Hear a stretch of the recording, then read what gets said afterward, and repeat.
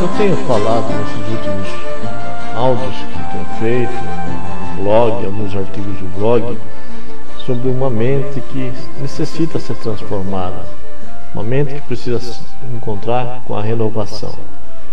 E aos Romanos, no capítulo número 3, no versículo 11 em diante, na sequência, vamos ver: não há ninguém que entenda, não há ninguém que busque a Deus. Todos se extraviaram e juntamente se fizeram inúteis. Não há quem faça o bem, não há nenhum só. A sua garganta é um sepulcro aberto. Com as suas línguas tratam enganosamente.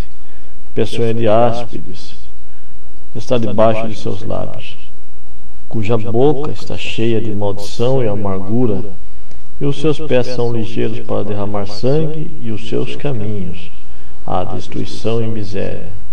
E não conhece o caminho da paz. Não há temor de Deus diante dos seus olhos. O apóstolo São Paulo, escrevendo à igreja de Roma, ele fala sobre a condição da mente do homem. Isso é uma profecia também para os dias atuais, é lógico.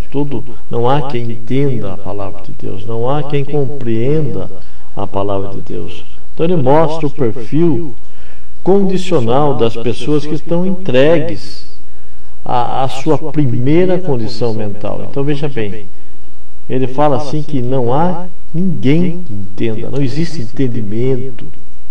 O homem, para chegar ao entendimento, o homem, para chegar ao caminho do entendimento, para que ele possa vir a compreender as Escrituras Sagradas, aquilo que está contido dentro da Escritura Sagrada, ele precisa alcançar o perdão e a misericórdia.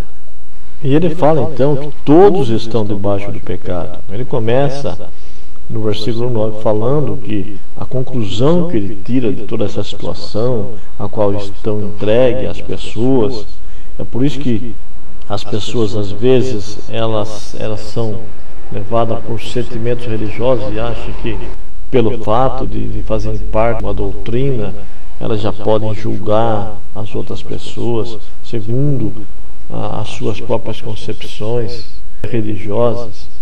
Então você veja bem que Paulo ele fala que, concluindo, todos estão debaixo do pecado. E o pecado é engano.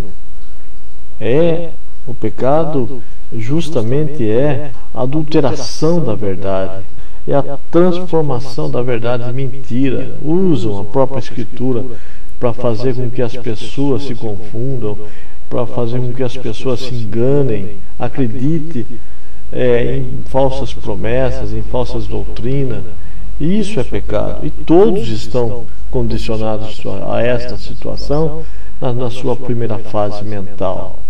Nós precisamos então ter um encontro verdadeiro com a verdade.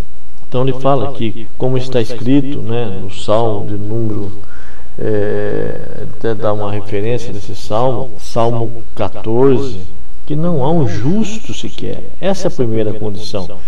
Então, para que nós venhamos a se tornar justo, nós temos que ser justificados pela justiça de Deus. E quem que é a justiça de Deus? É Cristo, é o Senhor, a que através do seu Espírito nos justifica. Nós passamos então, a partir do momento que alcançamos a sua misericórdia, passamos por um processo de justificação. Nossas ações são justificadas, de transformação da nossa mente através desse processo de justificação. Veja como isso é muito importante, porque não há quem entenda, não há quem busque a Deus. Todos se desviaram e juntamente são inúteis, tornaram-se inúteis, diz a palavra. Não há quem faça o bem, nenhum sequer. Então veja bem que se nós permanecermos nessa primeira condição, simplesmente estaremos pregando um evangelho que se limita às doutrinas desta vida, às doutrinas de homens, a pensamentos de homens, imbuídos certamente de mentira. Voltando um pouco para trás, olha o que ele fala lá em aos Romanos capítulo 2, no versículo 19 em diante, ele fala assim, ó, que estás convencido de que és guia dos cegos, luz dos que se encontram em trevas, instrutor de ignorantes, mestres de crianças, tendo na lei a expressão da sabedoria e da verdade. Tu, pois, que ensina aos outros e não ensinas a ti mesmo, pregas que não deve furtar e furta, proíbes o adultério e adultera, abominas os ídolos e desroubas os templos. Tu que se orgulha na lei e desonra a Deus pela desobediência da lei. E no capítulo 3, no versículo 21, Paulo então começa a entrar no assunto da justificação, a necessidade que essa mente que busca a renovação, que teve um encontro com a misericórdia, começar então a seguir pelo processo de justificação através da fé. A fé nos faz penetrar nesse obscuro território do conhecimento. A fé nos leva a obter um entendimento maior. A fé nos leva a um conhecimento da verdade. E quando nós realmente somos convencidos disto, nós temos que limpar toda a sujeira que está na nossa mente. Nós temos que passar por um processo de limpeza mental, limpar as doutrinas, as falsas doutrinas, esse lixo que está dentro de cada um de nós, que deve ser tirado para fora para que nós possamos então receber um novo conhecimento, o conhecimento da verdade. Isso é muito bonito, isso é muito lindo, quando o cristão ele realmente se deixa transformar. E todo esse processo exige uma postura, atitudes de fé, coragem para mudança de atitude, de comportamento. As coisas velhas têm que passar, eis que tudo então vai se fazer novo. Nós começamos a ser justificados agora pelo poder do sangue do Senhor Jesus Cristo, que vai revelando a verdade através do seu Espírito Santo.